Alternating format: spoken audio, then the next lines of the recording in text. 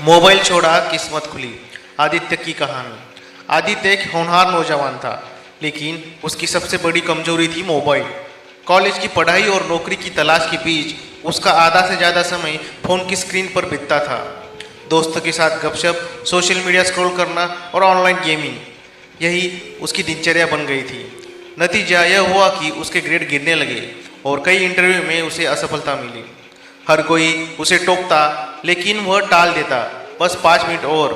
एक दिन आदित्य के पिता ने उसे प्यार से समझाया, बेटा, यह स्मार्टफोन एक शानदार टूल है, लेकिन यह तुम्हारा मास्टर नहीं बनना चाहिए।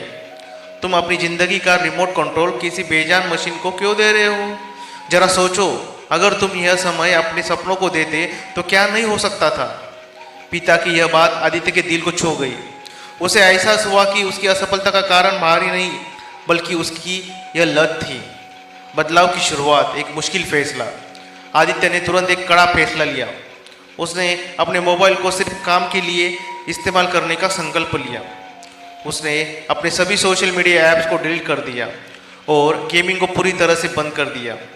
शुरुआत में यह बहुत मुश्किल था। बार बार हाथ फोन की तरफ जाता, मन बेचैन होता। पहले कुछ दिन तो उसे लगा जैसे वह कोई बहुत ज़रूरी चीज़ खो रहा है, मगर उसके खुद को व्यस्त रखा। उसने अपने मोबाइल के बचे हुए समय का सदुपयोग करना शुरू किया। उसने अपने करियर से जुड़ी किताबें पढ़ना शुरू किया। उसने नए कौशल सीखने के लिए ऑनलाइन कोर्स ज्वाइन किए। वह सुबह जल्दी उठकर सैर पर जाने लगा, जिससे उसका मन शांत और एकाग्र रहने लगा।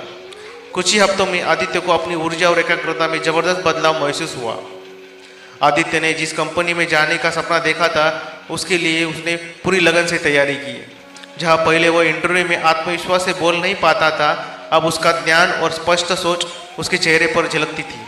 अगले इंटरव्यू में जब इंटरव्यूअर ने उससे पूछा कि उसने अपने पिछले प्रयासों के बाद अपनी तैयारी में क्या बदलाव किए, तो आदित्य ने निडर होकर जवाब दिया, मैंने अपने फ़ोन को अपने समय का स्वामी बनने से रोक दिया।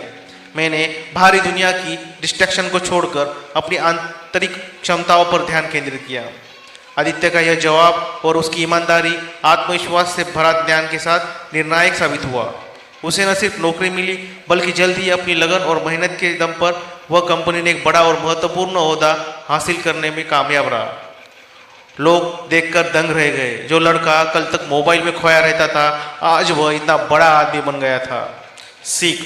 आदित्य की कहानी हमें सिखाती है कि हमारे जीवन की सबसे बड़ी रुकावटें अक्सर हमारे हाथ में होती है, हमारे मोबाइल की तरह। जब हम इन छोटी मगर घातक आदतों को छोड़कर अपने लक्ष्य को पूरा समय और ध्यान देते हैं, तो बड़ा आदमी बनने में देर नहीं लगेगी।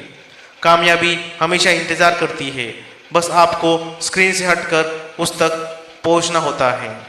आपको वीडियो अच्छी लगी होगी तो कृपया चैनल को सब्सक्राइब कीजिए और बेल आइकॉन पर क्लिक कीजिए। धन्यवाद।